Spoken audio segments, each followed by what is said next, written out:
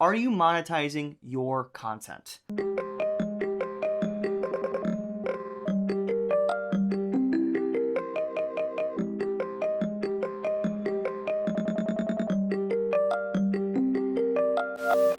That's a big question, because if you're an entrepreneur or just a normal content creator like myself, that's something that we all need to do, even if you're making products and you are making content around that product, or you are the product, and like myself. Recently, I've had the privilege to get back to work with the content creators in Milwaukee, working side by side with one of my former employers and dearest friend, Quentin. This is the man. This is the man who was the CEO of Urban Misadventures to start my whole video career in the content creating space. So back in 2019, while I was still working at Urban Misadventures, he came to me with this idea, and this idea was great. It was such a great idea. It was late 2019, and because of the events of 2020 and because of the events in 2021, it never seemed like this idea could come into reality, because it just got pushed and pushed and pushed until today.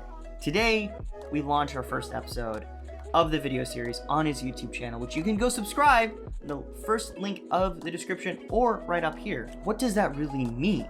Well, I am the video editor, videographer, and director of his video series. He just brings the people in, and it is something special. I don't really want to tell you too much about it, but I'm just gonna show you. I love your face. Hope I see you guys in the next one. On a scale of 1 to 10, how hard is it being a creator and why? 10 like hard and 1 is like.